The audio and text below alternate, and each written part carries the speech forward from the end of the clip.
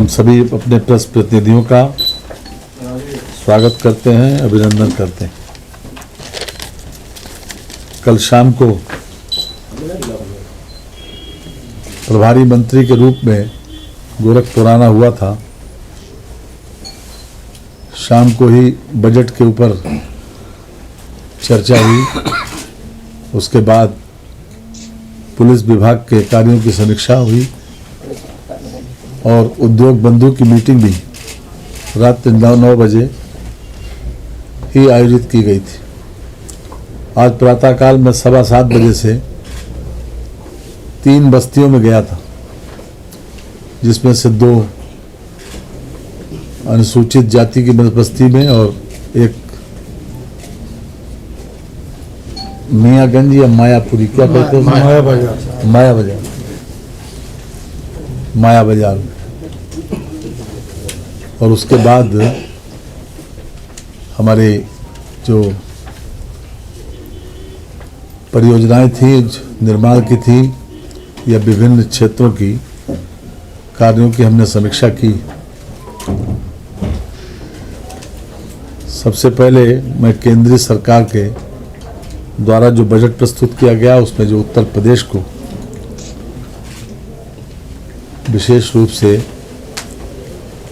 लाभ मिला है, उसके बारे में हम आप लोगों को जानकारी दे दें कि वर्ष 2022-23 में जब निर्मला सीतारमण जी ने बजट प्रस्तुत किया था 1 फरवरी सन 22 को, तब उन्होंने केंद्रीय करों में उत्तर प्रदेश सरकार को 1,46,498.76 करोड़ रुपए की घोषणा की थी कि केंद्रीय करों में राज्य को इतना हिस्सा मिलेगा।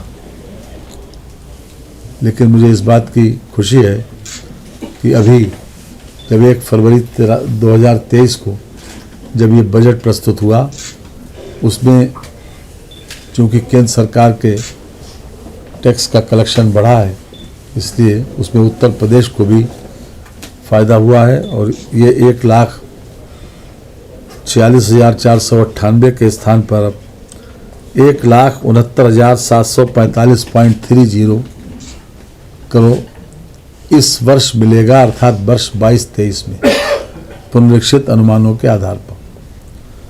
इस प्रकार 23,246.54 करोड़ रुपए का प्रॉफिट या अतिरिक्त पैसा हमको केंद्रीय करों में ज़्यादा मिलेगा उत्तर प्रदेश को। साथ ही वर्ष 23-24 के लिए जो उन्होंने घोषणा की, वो 1,83,237.59 करोड़ रुपए, ये लगभग 1,46,000 से 37,000 करोड़ रुपए ज़्यादा है। यानी आगामी बजट में हमको वर्तमान के मुकाबले में लगभग 37,000 करोड़ रुपए केंद्रीय करों में से जो राज्य को मिलता है, उसमें 37,000 करोड़ रुपए ज़्यादा मिलेंगे। इसके अतिरिक्त केंद्र सरकार का एक फंड है, special assistance to the states for capital investment. राज्यों को बिना ब्याज के 50 साल तक का जो सहायता दी जाती है इंफ्रास्ट्रक्चर डेवलप करने के लिए, उसमें उत्तर प्रदेश को 14,351 करोड़ रुपए स्वीकृत हुए थे। केंद्र सरकार ने उस फंड में इजाफा किया है 30% का। Special assistance to the states for capital investment में 1 लाख के स्थान पर 23-24 के लिए 1,30,000 करोड़ रुपए का प्रोविजन किया गया। निश्चित रूप से इसमें भी उत्तर प्रदेश को ज़्यादा हिस्सा मिलेगा, क्योंकि हमारी आबादी की दृष्टि से सबसे ज़्यादा। साथ ही हम विशेष रूप से माननीय प्रधानमंत्री जी को और निर्मला जी को बधाई देंगे कि उन्होंने मध्यम वर्ग का विशेष रूप से ध्यान रखा और हर वर्ग का ध्यान रखा।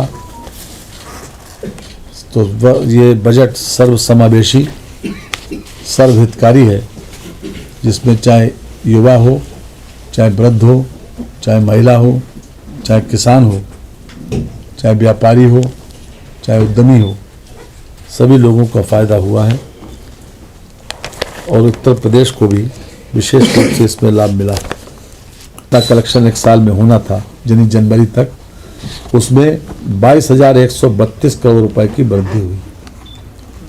यानी 2022 जनवरी तक जितना पैसा कलेक्ट हुआ था 21-22 में, 22-23 में अगर हम उसे देखें तो इस वर्ष यानी 1 अप्रैल 2022 से लेकर 31 जनवरी 2022 तक पिछले साल के मुकाबले में यानी 21-22 के मुकाबले में जनवरी तक 22,132 करोड़ रुपए का राजस्व अधिक कलेक्ट हुआ।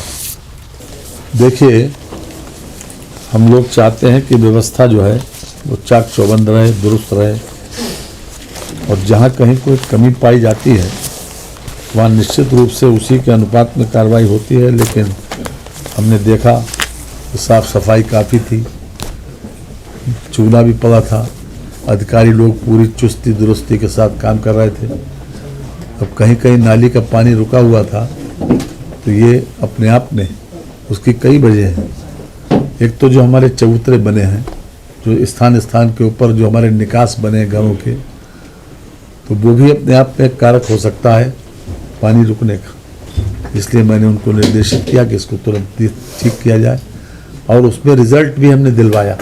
1 बजे तक मेरे आदमी देख के आए और मुझे फ़ोटो भेजी उसके ऊपर मोबाइल पर कि उसको दुरुस्ती हो गई। वहाँ सफाई की स्थिति में काफ़ी सुधार की आवश्यकता थी, तो मैंने उसी वक्त निर्देश भी दिया।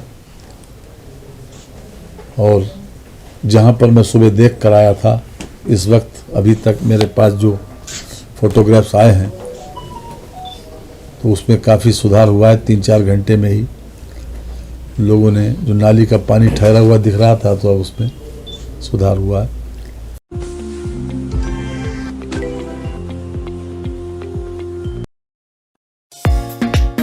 लाउड स्पीकर 90 FM बजाओ बजाओ जरा झूम के बजाओ बजाओ बजाओ जरा।